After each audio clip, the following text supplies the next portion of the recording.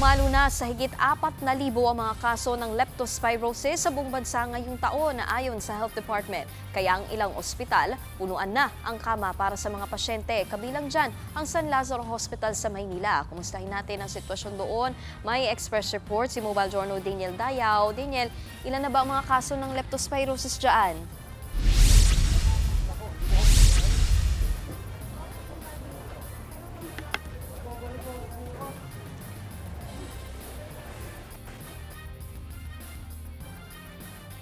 Ngayon sa San Lazaro Hospital sa Maynila kung saan patuloy pa rin ang pagdagsa ng mga kapatid nating tinamaan ng leptospirosis. So kanina, Nikki, nakita natin yung ilang kapatid nating nakapila sa leptospirosis fast lanes kung saan ina-assess ang kanilang sintomas.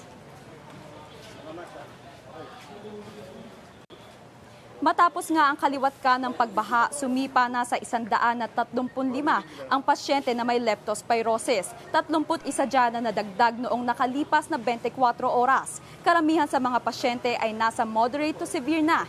Ibig sabihin kapag moderate to severe ang kaso, hindi na pwedeng uminom lang ng gamot. Kailangan obserbahan ang lagay ng pasyente. Pupwede kasing i-dialysis o lagyan ng breathing apparatus. Nikki, 5 na ang naitalang namatay na pasyente ng leptospirosis. Sila yung mga malubha na ang kalagayan dahil tinamaan na ang kidney at nagkaroon na rin ng komplikasyon na nagdudugo ang baga.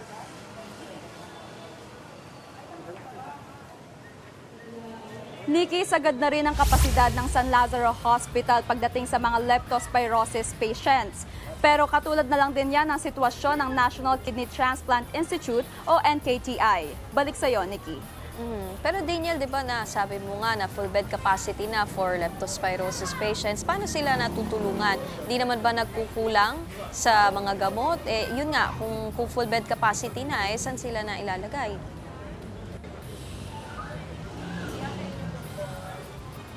Nikki, ayon kay Dr. David Suplico, nakausap natin kanina ang Medical Chief of Staff ng San Lazaro Hospital, ay handa naman ang ospital pagdating nga sa surge ng leptospirosis. Iyon nga lang, kahapon ay talagang nagkakaroon na ng surge, umabot na nga sa 135 patients. So ang kanilang ginagawang emergency pagtugon dito sa leptospirosis ay nagdadagdag ng kama or yung cot beds. Dahil ang sabi sa akin, na-o-occupy na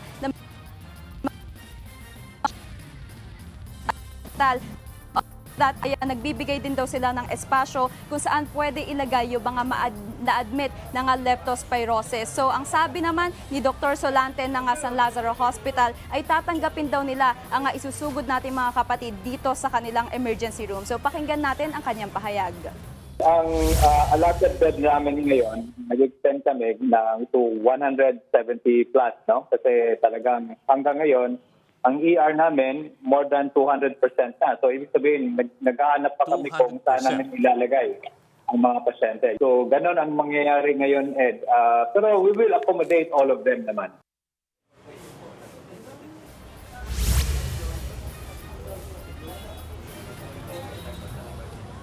Nikki, sabi rin ni Doc Solante ay talagang inaasahan na nga yung pagdagsa ng mga leptospirosis patients dito sa San Lazaro Hospital. Natapos na kasi ang incubation period ng 5 to 15 days. So ibig sabihin, yung mga kapatid nating lumusong sa baha na po pwedeng nagkaroon nga ng leptospirosis ay makaramdam na ng sintomas. So yun nga, yun nangyayari dito sa San Lazaro Hospital. Nikki. Pero Daniel, paano ba yung sistema dyan sa San Lazaro Hospital pag merong mga suspected cases ng leptospirosis? Anong unang ginagawa?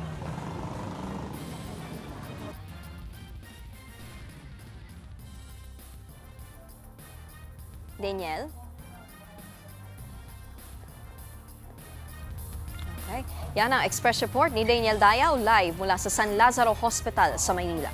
Mga kapatid, Nikki de Guzman po. Para sa pasada ng mga rumaratsyadang balita, mag-follow at mag-subscribe na sa social media pages ng News 5.